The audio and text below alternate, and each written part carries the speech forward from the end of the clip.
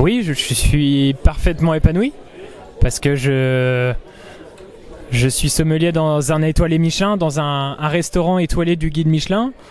J'ai la chance de pouvoir travailler avec des personnes de confiance qui sont aussi très professionnelles et qui m'apprennent tous les jours. Voilà. C'est vraiment très très épanouissant. Le monde de la sommellerie, c'est un monde qui change continuellement. Donc voilà, je sais qu'il faudra toujours rouvrir les cahiers. J'ai signé pour. Ça fait partie de la découverte. Ça fait partie aussi de la rigueur qu'impose la restauration et principalement aussi la sommellerie. Et je suis fier aussi de tout cet univers qui s'offre à moi. Et depuis une année, j'apprends des choses. C'est incroyable. J'ai la chance de pouvoir faire aussi de grands concours pour pouvoir évoluer et grandir comme il se doit. Alors à la base c'était notre professeur de sommellerie à Saint-Malgrand, Monsieur Perroux, qui est parti du principe que pour une classe de sommellerie c'est très positif de faire participer une bonne partie de la classe en fonction des personnes, en fonction des profils.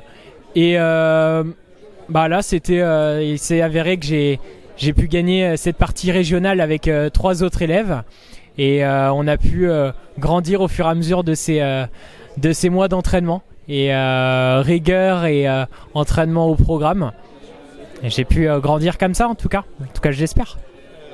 Alors je me suis organisé, j'ai fait une grosse partie théorique, on va dire 2 mois avant. J'ai épluché tous mes cours, j'ai fonctionné sous forme de questions-réponses avec de grands tableaux.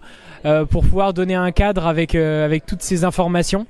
Et par la suite, le dernier mois, je l'ai consacré à la pratique et à l'apprentissage de ces tableaux. Voilà, de manière assez répétée. C'était des mois ça a été un mois très très intense. Et je sais que j'ai toujours été bercé par la table des pairs pour pouvoir évoluer le restaurant dans lequel j'évolue. Franchement, je pense que je sais qu'à la partie écrite, je pense que je me suis bien débrouillé, mais il n'y a pas eu d'épreuve réelle. À vrai dire, en fait, je m'y attendais pas forcément. Pour moi, c'était plié, c'était fini. Et c'est aussi la chance d'être... c'est pas le destin, mais c'est une chance aussi de se rendre compte qu'au final, on a brillé alors que on pensait pas tellement qu'on s'était débrouillé sur cette épreuve. Et au final, c'est très bien passé. Donc c'est là où c'est très très surprenant. Mais je suis fier.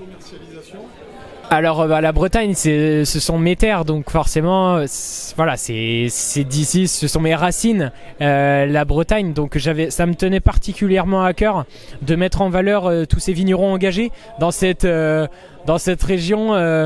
Maintenant, pas pionnière en viticulture, mais plutôt qui vont plutôt innover dans le vin, dans toute l'élaboration de la viticulture bretonne. De grands vignerons qui commencent à s'installer et j'ai hâte de découvrir tout ça aussi un peu plus en détail.